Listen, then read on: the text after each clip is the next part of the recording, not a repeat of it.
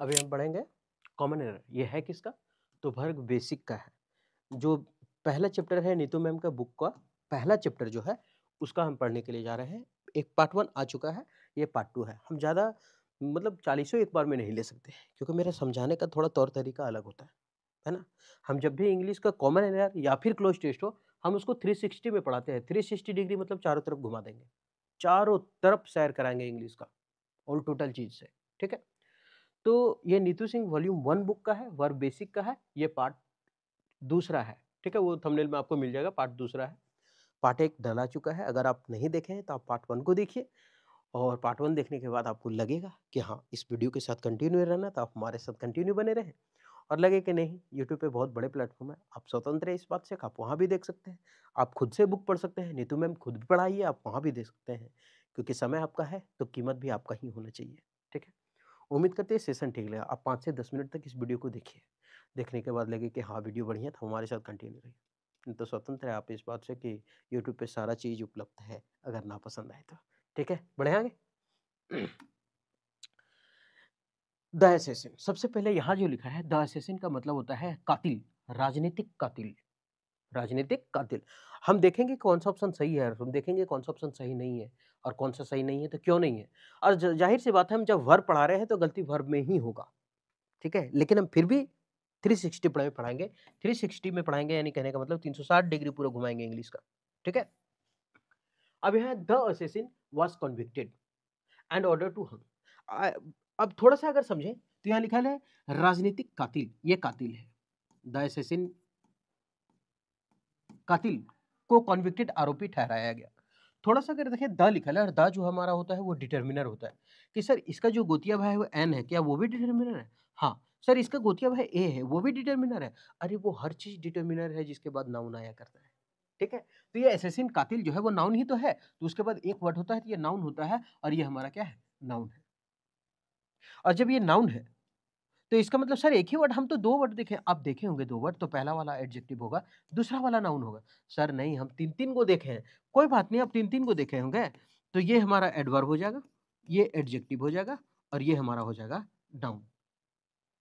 सवाल ठीक है सर, अब समझ में आ गया कि एक वर्ड है तो ये हमारा असैसिन है, राजनीतिक कातिल है, बहुत सवाल पूछता है इससे। नाउन में तो समझ में आ गया, जिसको प्लूरल बना सकते हैं वो हमारा सर हर चीज़ नाउन है। माइक्स नाउन है, बोर्ड्स नाउन है, पेन्स नाउन है, जिसको प्लूरल बना सकते हैं, वो हमारा नाउन है। एडजेक्टिव क्या है? जो कैसा, कैसी, किस तरह का जवाब दे, हमारा एडजेक्टिव है।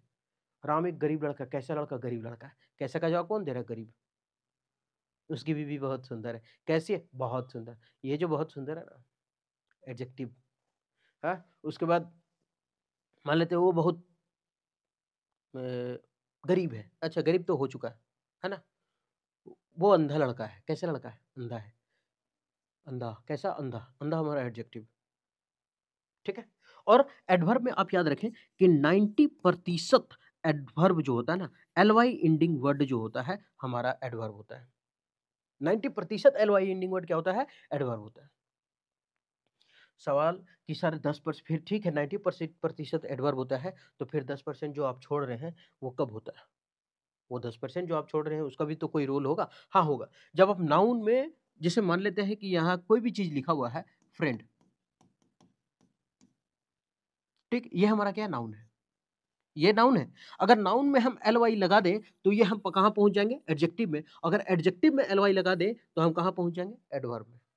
लिखते हैं, फ्रेंड क्या है? नाउन है। दोस्त गरीब है, ये हमारा क्या है? एडजेक्टिव है। क्या है? पुअर, एडजेक्टिव है। हम जब इस अच्छा यहाँ लिख देते हैं एडजेक्टिव ना, पुअर फ्रेंड, वहाँ कैसे हो जाएगा? ठीक? अब इसको मिटाते हैं। हम लिखे नाउन फ्रेंड, एडजेक्टिव पुअर, अब ये एडवर्ब जो होता है एल-वाई वर्ड। अगर हम नाउन में एल-वाई लगाते हैं, तो ये हम पहुँचते हैं एडजेक्टिव में। अगर हम इसको फ्रेंडली कर दें, तो ये फ्रेंडली नाउन ना होकर के बन जाएगा ये एडजेक्टिव। ये पुअर हमारा एडजेक्टिव है, लेकिन अगर हम एल-वाई लगा दें इसमें, तो ये हमारा बन जाएगा एडवर्ब। मतलब जिसमें जिसमें हम एल-वाई लगा रहे हैं तो यहाँ पहुँच रहे हैं, इसमें एल-वाई लगा रहे हैं तो यहाँ पहुँच जा रहे हैं। तो अब बताइए कि एल-वाई एंडिंग वर्ड एडजेक्टिव भी हुआ कि नहीं हुआ? हुआ, और हुआ इसीलिए हम बोले कि 10% छोड़ करके 90% एल-वाई एंडिंग वर्ड एडवर्ब होता है। ठीक है? तो ये हमारा एडवर्ब हो गया। समझ में आ रहा है? नाउन को क्वालीफाई कौन करता है? एडजेक्टिव। एडजेक्टिव को क्वालीफाई कौन कर रहा है? एडवर्ब। एडवर्ब वर्ब को भी क्वालीफाई करता है। एडवर्ब वर्ब को भी क्वालीफाई करता है। एडवर्ब एडवर्ब को भी क्वालीफाई करता है। ये कैसे हो गया? ठीक है, एडवर्ब जो है एडजेक्टिव को क्वालिफाई किया है, ये देख लिए। एडवर्ब वर्ब का भी क्वालिफाई करेगा। एडवर्ब एडवर्ब को कैसे क्वालिफाई करेगा? अगर एडवर्ब एडवर्ब को क्वालिफाई नहीं करेगा तो फिर वेरी वेरी गुड कैसे लिखते हो आज हम? तभी तो लिख पा रहे हैं ना। गुड मतलब क्या? कैसा है? अच्छा है, ये एडजेक्टिव है। एडजेक्टिव को क्वालिफाई कौन कर रहा था? एडवर्ब। ये वेरी क्या है? हमारा एडवर्ब है। अब इस एडवर्ब को भी क्वालिफाई कर रहा है वेरी, तो ये भी तो एडवर्ब हुआ। और ये भी तो एडवर्ब है, और ये भी एडवर्ब एडवर्ब को क्वालिफाई कर रहा है कि नहीं कर रहा है? कर रहा है ना। हाँ, अब समझ में आ गया। तो यहाँ एक वर्ड था, इसलिए हमारा ये एसेसिन क्या हुआ? नाउन हुआ। मिटाई इसको। अब यहाँ पे लिखा है वाज, असेसिन एगो है, कातिल एगो है। और जब कातिल एक है, इसका मतलब जो हमारा सब्जेक्ट है वो सिंगुलर है। हमारा सब्जेक्ट कैसा है? सिंगुलर। तो वर्ब कैसा होना चाहिए हमारा? सिंगुलर होना चाहिए। वर्ब कैसा होना चाहिए? सिंगुलर। जब सब्जेक्ट हमारा सिंगुलर हो तो वर्ब भी सिंगुलर होगा। अच्छा, वर्ब सिंगुलर होने के लिए क्या होना चाहिए? A for apple, B for ball, C for cat, D for dog, E for E वाला, है ना। तो इसका मतलब होता है, जब हम ए फॉर एप्पल पढ़े तो हम याद रखेंगे एस फॉर सिंगुलर। क्या याद रखेंगे? S for singular.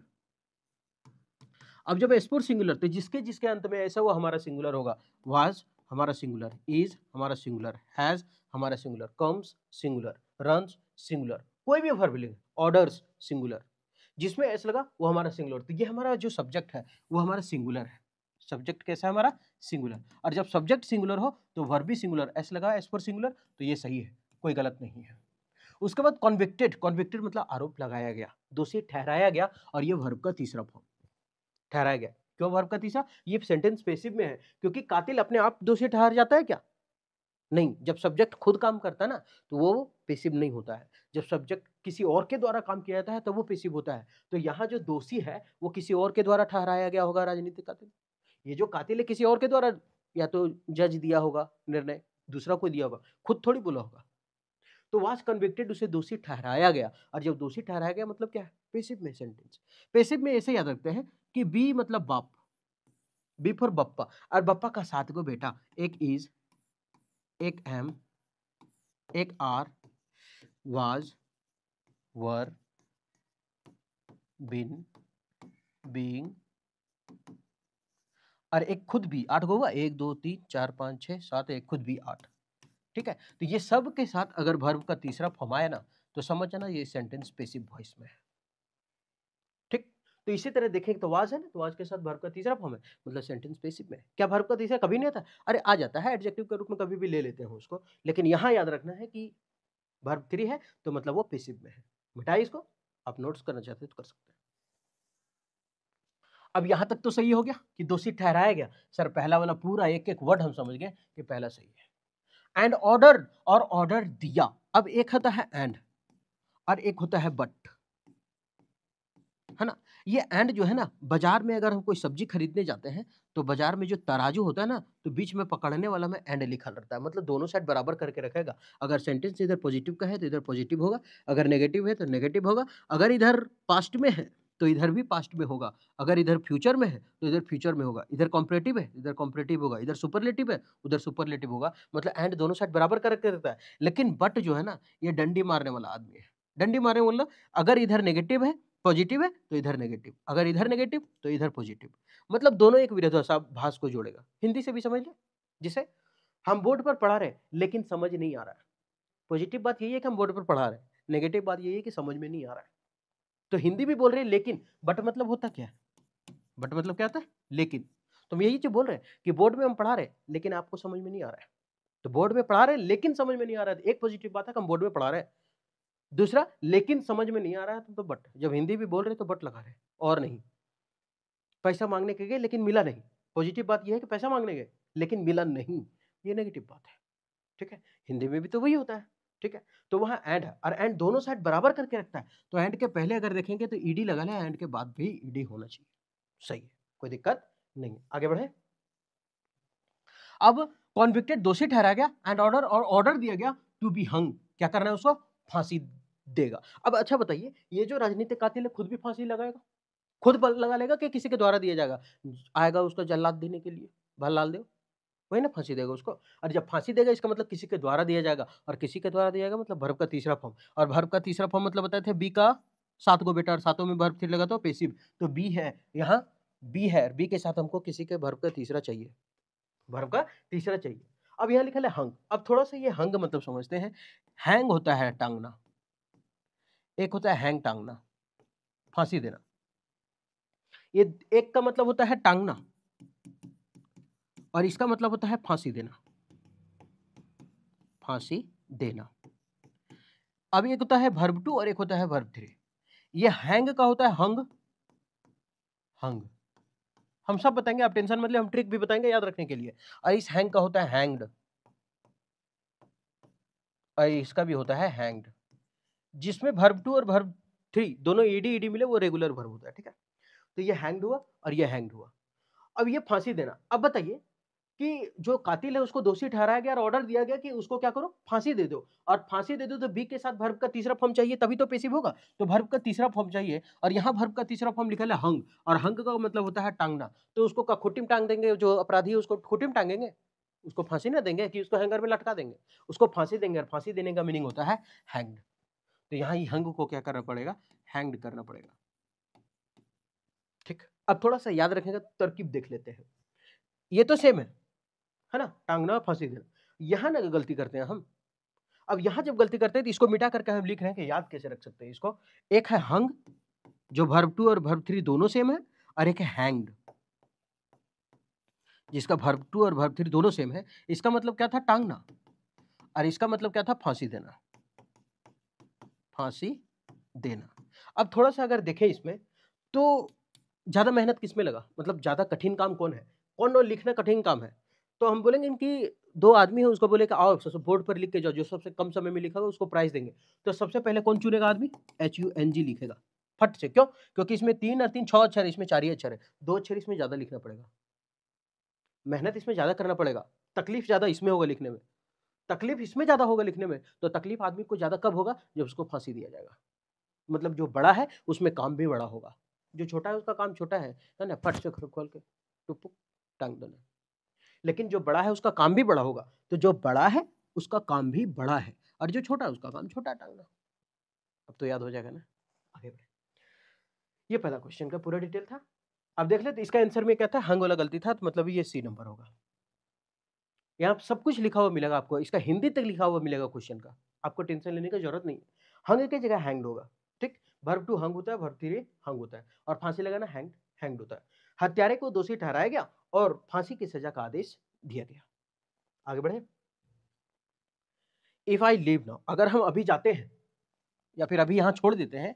If I leave now, आई क्या प्लूरल लेता है अपने साथ, तो लीव है, लिव्स नहीं है। अगर ही होता सिंगुलर तो सिंगुलर, तो ये प्लूरल है हमारा सब्जेक्ट, ये भी प्लूरल है। आई के साथ तो ऐसे भी लगता है ना प्लूरल, तो यहाँ प्लूरल है, कोई बात नहीं, ये पहला सही है। इफ आई लिव नाउ, ये प्रेजेंट का बात कर रहा है। अगर अभी हम जाते हैं तो प्रेजेंट का बात है, कोई बात नहीं है। I will not be able, अब यहाँ सही है, ये प्रेजेंट का है क्योंकि वर्ब का पहला फॉर्म ही तो है, और जब प्रेजेंट का है तो आगे लिखा है I will not be able, तो हम एबल नहीं होंगे, ठीक है। ये भी प्रेजेंट का है, ये भी क्या है, प्रेजेंट का है, सही है, कोई दिक्कत नहीं है, ठीक है। I will not be able, हम नहीं आ सकेंगे, मतलब हम नहीं योग्य हो सकेंगे किसका, to return back before 9 AM, हम 9 बजे से पहले नहीं आ सकेंगे अगर हम चले गए, ठीक। तो इफ के साथ आई लगा, आई के साथ वर्ब का प्लूरल फॉर्म होता है, ये सही है, पहला वाला में कोई दिक्कत नहीं है। आई विल नॉट, अब I will not be able, हम योग्य नहीं होंगे। अब यहाँ विल लिखा है, विल हमारा मॉडल है, मॉडल के बाद क्या लगा है, वर्ब का पहला फॉर्म, है ना। उसके बाद लिखा है एबल टू रिटर्न, अब ये तो सही होगा, कोई दिक्कत नहीं है कि यहाँ प्रेजेंट था, यहाँ प्रेजेंट है, प्रेजेंट है तो ये वर्ब का पहला फॉर्म लगा है, और जब पहला फॉर्म लगा है तो आगे बढ़ते हैं। ये टू जो है अपने साथ लेता है वर्ब का पहला फॉर्म, टू क्या लेता है अपने साथ, वर्ब का पहला फॉर्म लेता है, तो टू के बाद वर्ब का पहला फॉर्म दिया हुआ है रिटर्न, तो ये वर्ब का पहला फॉर्म ये भी हमारा क्या है, सही है, टू रिटर्न बैक। रिटर्न का मतलब होता है वापस आना, बैक मतलब भी होता है वापस आना, बिफोर 9 AM, 9 AM से पहले हम नहीं आ सकेंगे और अभी जाते हैं। तो अच्छा, रिटर्न का मतलब क्या हुआ, वापस आना, और बैक का मतलब भी वापस आना।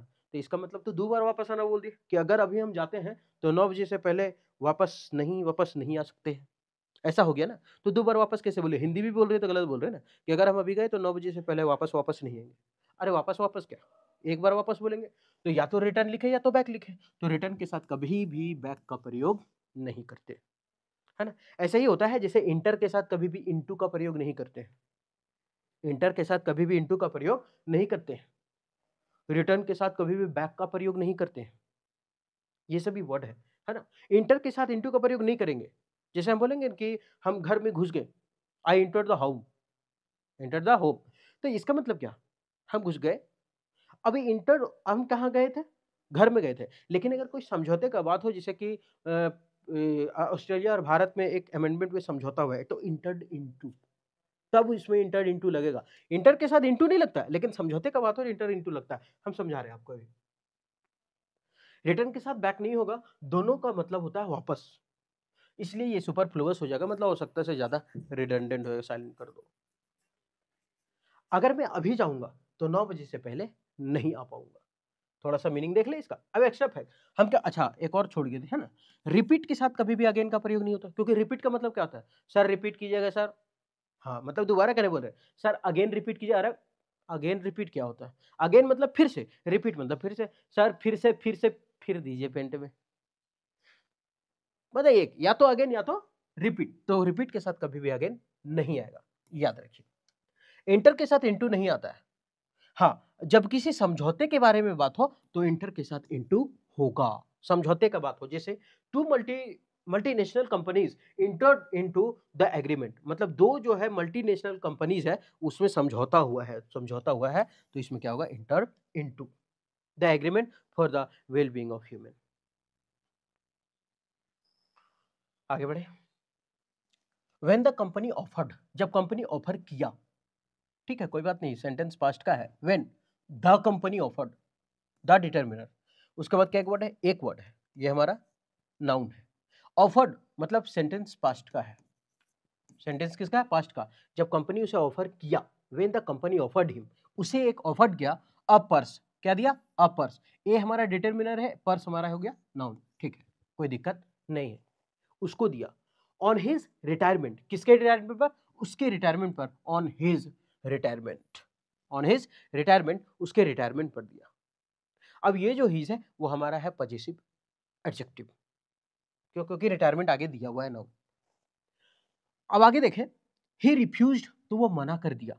सेंटेंस सही है, क्यों, क्योंकि ये सेंटेंस पास्ट में चल रहा था, आगे भी हमको पास्ट लेकर के जाना था, और पास्ट लेके जाना था तो रिफ्यूज्ड भी हमारा क्या, पास्ट का है, और जब पास्ट का है तो ये सही हुआ। टू, हम बोले टू के साथ वर्ब का पहला फॉर्म आता है, तो टू के साथ वर्ब का पहला फॉर्म टू एग्री है। इट मतलब जब वो रिटायर होता है तो कंपनी उसको पर्स दिया और वो पर्स लेने से सहमत नहीं हुआ, पर्स लेने से सहमत नहीं हुआ, पर्स लेने से नहीं, पर्स स्वीकार नहीं किया, पर्स लेने से सहमत क्या हुआ, पर्स लेने से सहमत नहीं, अरे सहमत तो किसी चीज में होते हैं हम लोग, कोई काम कर रहा है चलो हम सहमत है, वो पर्स दे रहा था, हम उसको क्या कहे, स्वीकार नहीं किए, सहमत नहीं बने, स्वीकार नहीं किए, तो इसका मतलब एग्री की जगह क्या होगा, एक्सेप्ट। एग्री की जगह क्या होगा, एक्सेप्ट, यानी to accept it. When the company offered him, जब उसको कंपनी ऑफर किया, a purse on his retirement, retirement पर ही रिफ्यूज, वो मना कर दिया, टू एक्सेप्ट इट, इसे लेने से। देख ले इसका थोड़ा सॉल्यूशन। अब यहाँ आंसर देख लीजिएगा, क्योंकि एग्री की जगह क्या होगा, एक्सेप्ट, इसलिए हम वहां बता दे रहे हैं। एग्री की जगह एक्सेप्ट होगा, एक्सेप्ट स्वीकार करना, एग्री समझ। जब कंपनी उन्हें रिटायरमेंट के समय पर्स दिया तो उन्हें स्वीकार करने से मना किया, बल्कि सहमत होने से नहीं। The timid creature was driven, the timid creature, अब यहाँ देखेंगे द डिटर्मिनर है, और द के बाद एक वर्ड दो वर्ड, अरे साला दो वर्ड आ गया यार। और जब दो वर्ड क्या बोले थे सर, तो हाँ दो वर्ड आ गया ना, तो पहला वाला नाउन होगा और जो उसके पहले होगा वो एडजेक्टिव होगा। तो क्रिएचर जो है हमारा नाउन है, और ये हमारा एडजेक्टिव है कि नहीं, देखते हैं कैसा है। डरपोक था, कैसा डरपोक, कैसा कैसे की जवाब कौन देता है, एडजेक्टिव, हाँ ठीक है ये सही है, द टिमिड क्रिएचर। अब द टिमिड क्रिएचर है, अब इसमें प्लूरल तो है नहीं, क्रिएचर है, और क्रिएचर है तो ये सिंगुलर है, और सिंगुलर है तो वर्ब भी सिंगुलर चाहिए, और वर्ब सिंगुलर होने के लिए एस लगा होना चाहिए, तो एस लगा हुआ है, तो ये सिंगुलर हो गया। वाज ड्राइवन, ये वर्ब का तीसरा फॉर्म है, और तीसरा फॉर्म है, इसका मतलब ये पैसिव का है। इसका मतलब है कि जो डरपोक आदमी था वो खुद नहीं गया, उसको ले जाया गया। डरपोक आदमी खुद नहीं गया, उसको ले जाया गया। कहां ले जाया गया, थोड़ा सा देखते हैं, मतलब ये सही हो गया, क्योंकि सब्जेक्ट काम नहीं कर रहा है, वो डरपोक ही खुद नहीं गया, उसको ले जाया गया, और ले जाया गया मतलब कोई दूसरा काम कर रहा है, ये नहीं काम कर रहा है, ये नहीं काम कर रहा है, मतलब सेंटेंस पैसिव है। The timid creature was driven, ले जाया गया, इनटू अ नैरो लेन, कहां पे ले, इनटू मतलब होता है कहीं घुस जाना, आ नैरो लेन का मतलब होता है संकीर्ण गलियों में घुसना। इनटू का मतलब स्थिति परिस्थिति सारा चीज में बदलाव कर देगा। मैदान में दौड़ रहे हैं, टन टन, इन, मैं दौड़ रहा हूं, आई एम रनिंग, कहां पे, in the ground. I am running in the ground. और दौड़ते दौड़ते अगर घर घुस गए तो आई एम इंटर के साथ इंटू कहाँ लगेगा? तो अगर इंटू का मतलब क्या? इंटू मतलब परिस्थिति में बदल देगा। इंटू मतलब परिस्थिति में बदलाव हो जाएगा। Fish jumped into the water. अगर ये तब सही होगा जब फिश बाहर है, मछली बाहर है, कोई ठोस में आराम से अपना सेक रही है धूप, उसके बाद उछल के गई, लिक्विड में गई, सारा चीज बदल गया। लेकिन पानी से होकर के पानी में ही उछल रही है तो फिर इन द वाटर, खाली इन द वाटर। लेकिन इनटू द वाटर तो जो परिस्थिति में, जैसे हम लोग बाहर रहते हैं ना, तो डाइव इनटू द वाटर, क्योंकि हम लोग ठोस में खड़ा होते हैं और जाने के बाद लिक्विड हो जाता है, परिस्थिति में बदलाव है, तो इनटू द वाटर। तो वह इंटू, अब वो बाहर में था, खुले आसमान में था और जाकर के गली में घुसा दिया। तेरी मैया का क्या कुछ ना दिखा रहा यार, मतलब कुछ नहीं दिख रहा है, सवारा कुछ बदल गया था इंटू। तो इंटू अ नैरो लेन, पतली गलियों में ले गया। सही है, इंटू का प्रयोग सही है। अ नैरो लेन, कैसी गलियां, ये लेन तो नाउन हो गया, कैसी गलियां, पतली गलियां, कैसी का जवाब दिया था, ये एडजेक्टिव सही है। एडजेक्टिव और नाउन आता है, नाउन है, अभी तक सही हो गया, कोई दिक्कत नहीं है। Where it was sleeved by the kidnapper, जहां किडनैपर के द्वारा उसे मर्डर कर दिया गया, मार दिया गया। वेयर, जहां पर, इट वॉज स्लीव्ड, उसे इट है सिंगुलर तो was singular, it was sleeved by the kidnapper, किसके द्वारा मारा गया? तो किडनैपर के द्वारा मारा गया है, इसलिए बाय द किडनैपर। अब यहां अगर देखें तो स्लीव्ड है, एक होता है वर्ड स्ले, स्ले का मतलब होता है फांसी देना, और वाज है ना, तो मार दिया गया कि खुद मार लिया, मार दिया गया, पेसिव में, और पेसिव में है तो इसका वर्ब 3, और वर्ब 3 होता है स्लेन, और इसका वर्ब 2 होता है स्लीव। ठीक है, तो यह गलती क्या है कि स्लीव्ड की जगह स्लेन होगा, क्योंकि हमको वर्ब का कुछ फैक्ट याद रखना होगा, है ना, स्ले, स्लीव, स्लेन। देखें, स्लीव्ड की जगह स्लेन होगा, स्ले हत्या करना, स्लीव स्लेन। डरपोक प्राणी को एक पतली गली में ले जाया गया, पैसिव, जहां किडनैपर उसे मार डाला। Oh, being implicated in a murder case, implicated का मतलब होता है उसको फंसा देना, मतलब फंस जाना। Being implicated in a murder case में फंस जाने के बाद, मतलब मर्डर केस में फंसने के नाते, देख लेते हैं क्या होता है। बीइंग इम्प्लीकेटेड, फंसने के बाद, ये सेंटेंस किसका, पास्ट का बता रहा है। इन अ मर्डर केस, आ है डिटरमिनर, कैसा, कौन सा केस, मर्डर केस, जवाब कौन दे रहा है, मर्डर, मर्डर केस, ठीक है, ये नाउन है, ये हमारा एडजेक्टिव है, पहले से ये कहां गलती नजर आ रहा है, being implicated in a murder case. He was conclusively suspected, वो क्या है कि ही सिंगुलर है ना, सिंगुलर के साथ सिंगुलर है, यहां तक सही है सर, ही वाज तक सही है। कंक्लूसिवली सस्पेक्टेड, उसे मतलब अंत तौर पर संदेह किया। अरे अंत तौर पर संदेह कैसे, हम लोग क्या करते हैं जब रीजनिंग बनाते हैं ना, तो सब कंक्लूजन आता है, कंक्लूजन, और कंक्लूजन होता है निष्कर्ष, निष्कर्ष मतलब वो आंसर बताता है, यह आंसर बता रहा, कंक्लूजन होता है जो आंसर बताता है, और यहाँ कंक्लूसिवली लिख दिए हैं, इसका मतलब सारा कुछ हो गया है, सस्पेक्ट जो था वो सच में बदल चुका है, संदेह था, अब उसको दो मतलब सजा मिलने वाला है, तो इसका मतलब ये लास्ट में निर्णायक क्षण होता है कंक्लूसिवली। यहाँ निर्णायक कहा, एक मर्डर खाली मतलब बीइंग इम्प्लीकेटेड इन मर्डर केस में फंसने के बाद उसे संदेह किया जा रहा है कि जितना भी अनसुलझे मामला है उसमें शायद ये होगा, तो अभी तक निष्कर्ष तो आया नहीं है, शायद ये होगा, हम सस्पेक्टेड का बात कर रहे हैं, तो सस्पेक्टेड के साथ कंक्लूसिवली नहीं आएगा, क्यों, क्योंकि जब बात संदेह का है तो फिर निर्णय कैसे होगा, और इसका मतलब तो निर्णायक होता है, तो ये तो गलत हो गया, तो कंक्लूसिवली नहीं होगा, केवल सस्पेक्टेड होगा for all the unsolved murder, किसके लिए, जितना भी अनसॉल्व मर्डर है वो। अब ये मत समझिए कि दा के बाद अनसॉल्व हमारा वर्ब होगा, वर्ब नहीं, द अनसॉल्व मर्डर केस है, अनसुलझे हुए मर्डर केस, तीन वर्ड है ना, तीन वर्ड में आप लगा लीजिए एडजेक्टिव, एडवर्ब, मतलब एडवर्ब एडजेक्टिव, ठीक। कंक्लूसिवली रिमूव कर दे, कंक्लूसिवली का मतलब निर्णायक, और सस्पेक्टेड का मतलब संदेह, तो संदेह और निर्णय एक साथ कैसे हो सकता है, जब संदेह है ये है तो फिर निर्णय कैसा, है ना, जो चीज निर्णायक होती है उसमें संदेह नहीं होता, ये भी याद रखना है, अभी तो वही चीज बताए ना। या एक हत्या के मामले में फंसने के कारण उस पर सभी अनसुलझे मामलों का क्या किया है, संदेह। माई ब्रदर थिंक्स, मेरा भाई सोचता है, माई ब्रदर सिंगुलर है, और वर्ब कैसा होगा, सिंगुलर, वर्ब सिंगुलर कब होगा, जब उसमें एस लगेगा, एस लगा ले, पहला सही है, कोई दिक्कत नहीं है। माई ब्रदर थिंक्स, मेरा भाई सोचता है, दैट की somebody must have dared, मतलब किसी, somebody must have dared him steal the scooter, मतलब स्कूटर चोरी करने के लिए कोई ना कोई तो इसको हिम्मत दिया है, मेरा भाई ऐसा ही सोचता है कि कोई ना कोई स्कूटर चोरी करने के लिए इसे मत दिया होगा या फिर उकसाया होगा। That somebody must have dared, must have dared him steal the scooter, scooter चोरी करने के लिए। अभी थोड़ा सा कर देखो, पहला तो सही हो गया, दैट somebody, कोई बात नहीं, दिक्कत नहीं है, मस्ट हमारा मॉडल के रूप में काम करता है, याद रखिएगा। पॉजिटिव में जब आता है ना, पॉजिटिव सेंटेंस में जब आता है तो वो मेन वर्ब का काम करता है मॉडल। अच्छा हम बताते हैं, अभी नहीं समझ में आएगा। हम क्या बोल रहे हैं, मॉडल जब पॉजिटिव में हो ना तो वो मेन वर्ब का काम करता है, और जब नेगेटिव में हो तब वो मॉडल का काम करता है। तो मस्ट हैव डेयर्ड। अब एच जो है ना, एच के साथ हमेशा वर्ब का तीसरा फॉर्म आता है, ये भी याद रखना है। एच मतलब है कौन, तो हैव है, हैज है, हैड है, इसके साथ हमेशा वर्ब का तीसरा फॉर्म आता है। तो ये वर्ब का तीसरा फॉर्म दिया है, हिम स्टील द स्कूटर। अच्छा हिम स्टील द स्कूटर नहीं, him to steal the scooter. क्या कहा, him to steal the scooter. अभी थोड़ा सा अगर हम समझे ना, हम बताते हैं, एक होता है डेयर, एक है नीड, और भी है मॉडल जितना भी है। अगर ये मॉडल, अगर ये पॉजिटिव सेंटेंस में आया है तो समझ जाना ये मेन वर्ब के रूप में आया है, तो ये मेन वर्ब के रूप में आया। लेकिन अगर यही चीज दोनों का दोनों अगर नेगेटिव में आ गया, अगर नेगेटिव में आया है, नेगेटिव सेंटेंस में, तो वो फिर मॉडल के रूप में आया है। और मॉडल के बाद केवल वर्ब वन आता है। ऐसा नहीं कि मॉडल के बाद टू दे दे बीच में, ऐसा नहीं। यहाँ टू स्टिल लिखे, यहाँ लिखा है मॉडल अगर नेगेटिव, मतलब सेंटेंस अगर नेगेटिव में हो, नॉट लगल हो, तो समझ जाना है मॉडल के बाद वर्ब वन आएगा, क्योंकि वो मॉडल का काम कर रहा है। और पॉजिटिव हो तो वो मेन वर्ब का काम कर रहा है। फिर से समझिएगा, बहुत इंपॉर्टेंट है ये। अगर मॉडल, मॉडल के बाद तो हम लोग हमेशा जानते हैं कि मॉडल के बाद वर्ब वन आता है, मॉडल के बाद वर्ब वन आता है, मॉडल के बाद वर्ब वन आता है, नहीं। मॉडल के बाद वर्ब वन तभी आएगा जब कोई सेंटेंस नेगेटिव में हो। हम डेयर और नीड का बात कर रहे हैं। जब कोई सेंटेंस नेगेटिव में हो तब वो मॉडल का काम करेगा, और जब कोई सेंटेंस पॉजिटिव में हो तब ये फिर मेन वर्ब का काम करेगा। और जब मॉडल के रूप में हो तो फिर मॉडल प्लस वर्ब वन, बीच में टू टा नहीं आएगा। और जब पॉजिटिव में हो तो वर्ब है, लगा देना। देख लेते हैं, तो यहाँ क्या होगा, टू स्टील। हम थोड़ा सा आगे डिटेल करते हैं।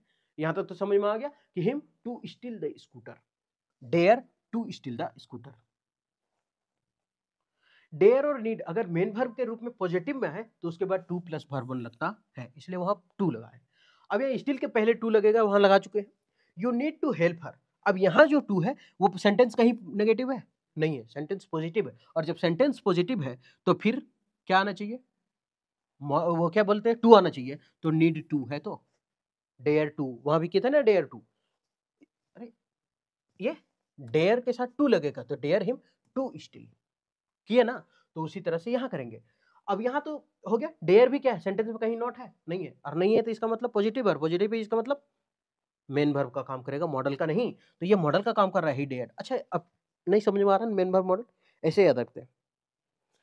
इसमें और कहीं वर्ब दिया है, नहीं दिया है, टू के बाद पहले कहीं नहीं, तो इसका मतलब मेन वर्ब यही है। अगर रहेगा तो फिर देखेंगे। तो इसका मतलब पॉजिटिव में है तो ये मेन वर्ब है, नेगेटिव में हो तो थोड़ा सा देख ले। मेरे भाई को लगता है कि उसने स्कूटर चुराने की हिम्मत दी होगी कोई। अच्छा हम बता देते हैं, है ना। इसमें शायद आगे होगा, आगे देख लेते हैं, है ना। वो नॉट वाला एग्जांपल दे करके याद रखिएगा कौन क्वेश्चन है ये, कितना नंबर है ये, छठा नंबर। ठीक है हम बताते हैं। व्हेन आई वाज यंग, जब मैं जवान था। व्हेन आई वाज यंग, ठीक है कोई बात नहीं है। आई वाज यंग, जब मैं जवान था, जब मैं जवान था। ये सेंटेंस किसका है, पास्ट का। अबे, और सेंटेंस जब पास्ट का है तो यहाँ क्या होना चाहिए, past. When I was young, जब मैं जवान था। आई कैन रन, मैं दौड़ सकता हूं। अरे बेटा मैं दौड़ सकता हूं कैसे, जब मैं जवान था तो मैं दौड़ सकता था, जब मैं जवान था तो मैं दौड़ सकता हूं, ऐसे कैसे होगा। अब बुढ़वे थोड़ी बोल गए जब मैं जवान था तब मैं दौड़ सकता हूं, ऐसा नहीं। जब मैं जवान था तो मैं दौड़ सकता था, और जब सकता था तो पास्ट है तो सेंटेंस पास्ट होना चाहिए आगे। तो इस काइंड का पास्ट क्या होता है, कुड। तो कुड रन, अब कुड क्या है, मॉडल, मॉडल के बाद क्या, वर्ब का पहला फॉर्म, दौड़ सकता था। हम केवल वहां बात किए हैं डेयर और नीड का, बार बार बोल रहे हैं हम कि वहां केवल जो बात किए हैं वो डेयर का बात किए हैं और नीड का बात किया है, ऐसा नहीं कि हम गलत बोले वहां। आप याद रखिएगा इस चीज को कि ये मॉडल का रूप में तब आएगा जब ये नेगेटिव में होगा, और जब पॉजिटिव में होगा तो मेन वर्ब का काम करेगा। बाकी सारा मॉडल अपने साथ भर बन लेगा, बस ये याद रखना है। अगर नेगेटिव है तो मॉडल है, और पॉजिटिव है तो मेन वर्ब है, टू लगेगा। अगर मेन वर्ब है तो टू लगेगा, और अगर नेगेटिव है तो मॉडल है, मॉडल के बाद वर्ब अपना सीधे सीधे आएगा। बाकी यहाँ छोड़ के, डेयर और नीड के छोड़ के जितना मॉडल है सबके बाद वर्ब लगा। फास्टर देन मोहन, मोहन से हम ज्यादा फास्ट दौड़ सकते थे जब हम जवान थे। अच्छा फास्टर क्या है, कॉम्परेटिव, और कॉम्परेटिव की तुलना करते हैं तो फिर हम देन लगाते हैं। याद रखिएगा कभी कभी क्वेश्चन में देन देगा, दे देगा एग्जाम में, फंसना नहीं है। वहाँ की पास्ट में है तो पास्ट एबिलिटी के लिए कैन की जगह कुड का यूज करेंगे। जब मैं जवान था तो मैं मोहन से तेज दौड़ता था। हरीश ने, हाँ 8वां नंबर क्वेश्चन बना, हरीश बना, ट्राई करो तुम लोग। Harish needs not come here, उसको आने की यहाँ जरूरत नहीं है। हम बोले थे दो चीज, अरे बेटा एक को डेयर कहे थे सर और एक को नीड। अगर बोले थे कि अगर बोले थे कि अगर ये दोनों वर्ड अगर नेगेटिव में हो ना तो सीधा मॉडल होता है, और मॉडल होता है तो उसके बाद वर्ब का पहला फॉर्म होता है। अगर ये मेन वर्ब होता तो फिर टू लगता, और टू के बाद जो आता है आईबे करता, वर्ब मेन वर्ब होता। तो यहां तो नॉट है, और जब नॉट है तो इसका मतलब ये मॉडल का काम कर रहा होगा, और जब मॉडल का काम कर रहा होगा तो फिर टू नहीं आना चाहिए, क्योंकि मॉडल के बाद सीधे सीधे क्या आता है, वर्ब वन, टू नहीं आता है ना। मेन वर्ब होता तो टू देते थे, यहां तो मॉडल का काम कर रहा है, क्यों, क्योंकि नॉट है तो मॉडल का काम है। तो ही नीड्स नॉट, नहीं he need not, sorry he need not to, क्या गलती है, Harish need not to come here as it getting dark, उसे आने की यहाँ जरूरत नहीं थी। हाँ ठीक है, तो यहाँ क्या होगा, ये क्या है, सेंटेंस नेगेटिव में है, नेगेटिव में है तो मॉडल के बाद टू नहीं आना चाहिए, हयू नहीं है टू, नीड होगा केवल, हमको लगता है हाँ नीड है, सही है। तो यहाँ क्या होगा, he नीड नॉट। अच्छा, सबसे पहले मॉडल को तो हम कभी एस यूएस तो बनाते नहीं है, कैंस करते क्या, नहीं, मॉडल है तो मॉडल है, वर्ब रहे तब ना बदले। मेरा कहने का मतलब है कि ये जो नीड्स, हम क्या बोले, नेगेटिव अगर सेंटेंस है तो वो मॉडल होता है, और मॉडल में ऐसा इस तो लगता नहीं है। तो यहाँ नेगेटिव है, नेगेटिव में तो ये आगे मॉडल, और मॉडल है तो ऐसे नहीं लगना चाहिए, तो यहाँ क्या होगा, नीड, बोलते सही है, तो यहाँ क्या होगा, नीड।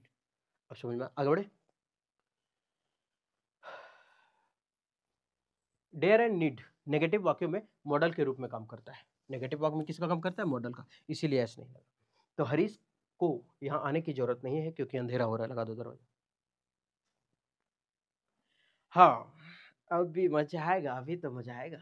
हेड अब नॉट आ गया, अरे नॉट आ गया, नेगेटिव है, नेगेटिव है मतलब मॉडल है, मॉडल है मतलब क्या होगा, चुच्चे भरबन, टू नहीं आएगा, और एस ई एस मॉडल में तो लगेगा नहीं, डेयर्स तो होगा नहीं, ये सही है, अभी बताए ना, डेयर्स तो होगा नहीं मतलब ये सही है, और जब ये सही है और नॉट है, नॉट है मतलब मॉडल है, मॉडल के बाद टू फिर नहीं आना चाहिए, अरे साला टू नहीं आना चाहिए, टू क्यों दिया, गलत है, क्योंकि मॉडल के बाद सीधे सीधे वर्ब होता है, तो डेयर, यहाँ डेयर नॉट गो देयर होगा, है ना, तो ही डेयर नॉट गो, उसके आने की यहाँ हिम्मत नहीं है, तो टू नहीं होगा, तो इस टू को हटाना पड़ेगा, टू को रिमूव करें। डेयर का प्रयोग मॉडल के रूप में हुआ है, और मॉडल के बाद वर्बन लगता है, ना कि टू प्लस वर्बन।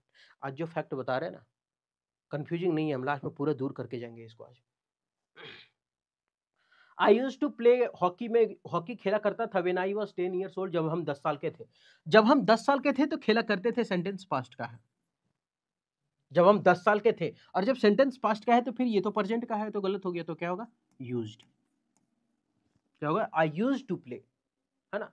हाँ, अब थोड़ा सा याद रखें कि अगर यहाँ पे कोई वर्ब रहा, हेल्पिंग वर्ब, और फिर यूज टू अगर रहा, तो फिर आगे आईएनजी लगाते हैं, क्या लगाते हैं, आईएनजी, है ना। I am getting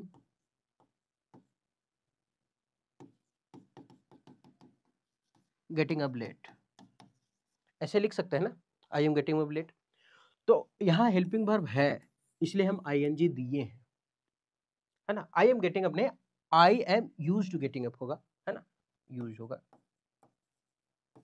I am use to getting up late, हम देर से उठा करते थे, और नहीं तो फिर I am use to going by bus, ऐसे भी लिख सकते हैं। मतलब कुल मिलाकर हम इतना समझाना चाह रहे हैं कि हेल्पिंग वर्ब अगर आया तो यूज टू के बाद आईएनजी आएगा, और अगर ये नहीं आया, हेल्पिंग वर्ब बीच में कुछ नहीं आया, जैसे इज एम आर नहीं आया, तो फिर तो सीधे सीधे यूज्ड टू होगा, तो यहाँ क्या होगा, यूज्ड टू। यूज टू की जगह यूज टू, क्योंकि पास्ट का बात कर रहे थे, हम 10 साल के थे, पास्ट रूटीन एक्शन को दर्शाने के लिए यूज टू का प्रयोग करते हैं, प्रेजेंट रूटीन एक्शन के लिए हम सिंपल प्रेजेंट टेंस का प्रयोग करेंगे। Use two plus verb one होता है, यूज देखिए क्या लिखा है, वर्ब, वहाँ हेल्पिंग वर्ब लिखा था यूज टू, हैबिचुअल एक्शन के लिए। I am use to getting up late, वही चीज हम यहाँ लिखे थे ना, मिटा दिए, क्या मिटा दिया, I am use to getting up late, है ना। तो अगर यहाँ वर्ब आ गया तो फिर आईएनजी लगेगा। अच्छा, ऐसे याद रखते हैं, ये वर्ब फोर बिना अकेले आता है क्या, इसका औकात है इतना आने का, नहीं है, या तो is am are was were कुछ ना कुछ लेगा ही लेगा, तो तभी ना आईएनजी आएगा, तो ये बिना आईएनजी फिर कैसे आएगा, जब तक इसके साथ कुछ नहीं रहेगा, आना पड़ेगा इसको। जब मैं 10 साल का था तो हॉकी खेला करता था, थोड़ा सा हम कंफ्यूजन मॉडल वाला हम दूर करते हैं। एक डेयर है, अभी पूरा दूर हो जाएगा, और एक नीड है। अगर ये नेगेटिव में आया तो ये मॉडल है, अगर नेगेटिव में आया तो ये क्या है हमारा मॉडल, और मॉडल के बाद क्या लगता है वर्ब का पहला फॉर्म। लेकिन अगर डेयर और नीड अगर ये पॉजिटिव में आया तो समझ जाना ये क्या है, मेन वर्ब है, और मेन वर्ब है तो फिर आगे क्या लगेगा, टू लगेगा। और जब पॉजिटिव मेन वर्ब में जब आता है पॉजिटिव में तो डेयर्स करिए नीड्स करिए कोई दिक्कत नहीं, लेकिन मॉडल में फिर डेयर्स और नीड्स तो होता ही नहीं। ठीक है, ये था। उम्मीद करते हैं कि सेशन ठीक लगा होगा। अब 360 इंग्लिश देखेंगे, 360 डिग्री में कैसे घूमे हम लोग, पूरे 360 डिग्री घूमे ना, सब्जेक्ट वर्ब एग्रीमेंट फलना चिलना ढकना मॉडल टोडल सब देखे। तो इतना पढ़ने के बाद लगा होगा कि हाँ कुछ सीख रहे हैं। अगर अच्छा लगा तो आप हमारे साथ कंटिन्यू बने रहें, और ये सेकंड पार्ट था, फिर ये सीरीज अभी चलता रहेगा। फिर मिलते हैं नेक्स्ट वीडियो में।